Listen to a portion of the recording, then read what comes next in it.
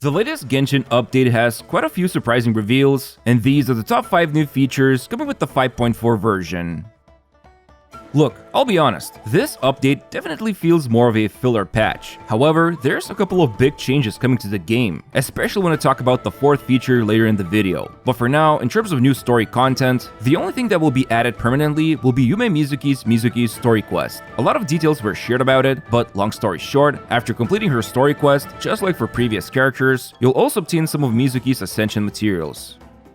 Moving over to events, the main one is going to be Enchanted Tales of the Mikawa Festival. And besides getting a sneak peek at some bathhouse pictures, the event will be made up of 3 activities. In the first one, you will play as a cute little fox. I believe it's a combination of platforming and puzzle solving, so pretty nice. Then the second activity will require you to guide Sayu's companion through these bridges by switching back and forth the perspective. And the third final activity is some kind of a remixed minigame we already experienced, where you shoot balls at the enemy. Anyway, by doing all of these 3 activities, you'll collect stamps, which can then be exchanged for a new limited 4-star polearm, and hey, hopefully it's decent on someone. Now, as for some minor events, the first one is called Traveler's Tales Anthology Chapter, and from what I understand, you'll need to seek out various Genshin characters and record their anecdotes to claim rewards. I don't know, we'll see how interesting it is, although the devs did mention this is like a demo version, and they will want to hear feedback from players to improve on the next iteration of this event. Then we finally get our own tower mode, and if you played any gacha games, you know how tower modes work. But surprisingly enough, this event called Realm of Tempered Valor is a bit unique. So there's a total of 25 floors, and by ascending each floor, enemies' level and HP will increase. However, if you or your friends reach a certain floor, a buff will be granted, and on top of that, you can even play this mode together in co-op. So we're finally getting some kind of a cool co-op party/raid mode. Oh, and by reaching a certain floor, you'll also unlock a unique card name, which looks super cute. Moving over, in Invasive Fish Wrangler event, you'll be able to catch fish together in a co-op minigame, but you can also compete against each other. So it seems like there's gonna be quite a lot of co-op activities in the 5.4 events. Then there's also a Real Ad Adventure event, where you will be given a task to edit the presented footage into an ad, and you can even share and showcase your commercials with the community.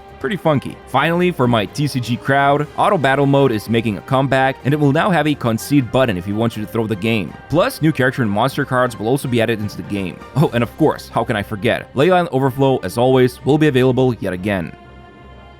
Alright, time to talk about the 5.4 characters, and this time around, Yumemizuki, a 5-star Animo Catalyst user, will be available to pull for in the new update. And aside from that ridiculous name, she's pretty interesting. Basically, from what I understand, she specializes in swirl damage because when you press the skill button, she will float around and constantly deal Animo damage to enemies. But the swirls will be empowered for the whole party, and on top of that, her skill's duration will become longer thanks to the passive talent. And then as for the burst, when cast, it will deploy these special snacks, and when they are picked up, depending on how much HP you have, a different effect will occur. So if you have HP above a certain percent, then a shockwave will be unleashed, dealing Animo damage and of course swirl damage to the enemies. But if HP is below a certain percent, then instead you'll receive healing. Honestly, she's like a mix of a bunch of different Animo characters that are already in the game, and I'll be releasing a full analysis video about her pretty soon. Oh, and also, she has a pretty unique exploration passive because when you consume food, there's a chance to heal the character for a lot more than usual, and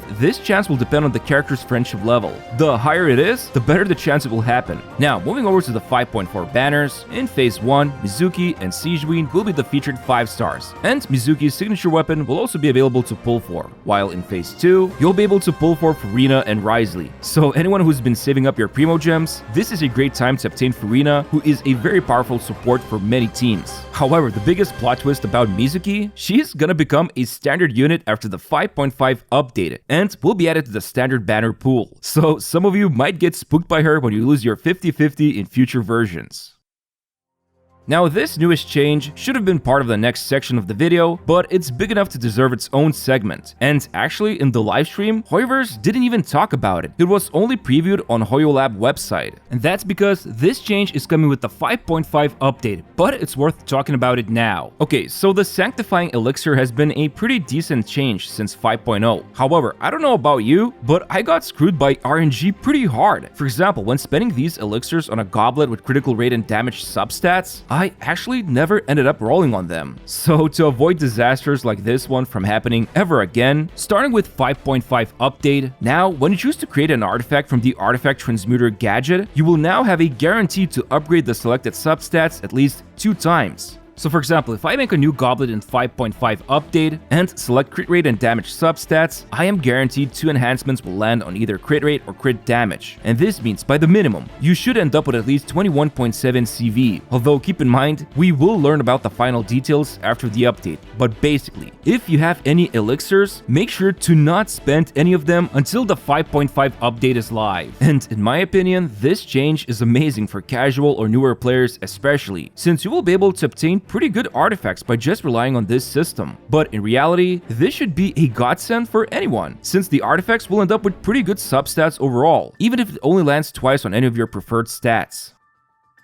Finally, we have quality of life changes, and there's plenty of them. And starting with the first one, you can now add level up plans to characters, which means the system will now display where to get the materials and in various menus like Adventurer's Handbook, Domains, and Battle Pass rewards, and it will even show you how many of these materials you need. So very handy, to be honest. And then when leveling character talents, you can quickly jump between with this new filtering system. For example, after leveling Risley's talents, you can move really fast to another unit and start upgrading their talents. Then, if you're playing with keyboard and mouse on PC, this filter widget will appear near the characters at the top, and you can select any element to quickly filter down to all characters by selected element. Oh, and as for weapons, you'll also be able to filter them by secondary attributes. And just like with artifacts, based on the community data, the recommended stats will appear for the active character. And of course, for those who keep refining their weapons, you'll be able to auto-add them now. Finally, in Serenity Pod, you'll quickly be able to access Tubby features like the store, crafting, and realm layout. Although, from the looks of it, we'll probably still need to talk to Tubby if we want to collect the coins. But yeah, that's pretty much it when it comes to the 5.4 update. Yeah, it is more or less a filler patch to be honest, but I am pretty excited about the Sanctifying Elixir changes coming in 5.5, because this means less artifact grinding for me, and hopefully, all of you who are watching this video can also obtain some decent artifacts from this system. I just wish this was possible to do when the feature was introduced, because I can imagine some of you might have spent all elixirs already, and that's probably not a good feeling. Anyway, I hope you found this video useful, and as always, I'd really appreciate it if you could press the like button on this video and subscribe to my channel. Thanks for watching, and see you very soon.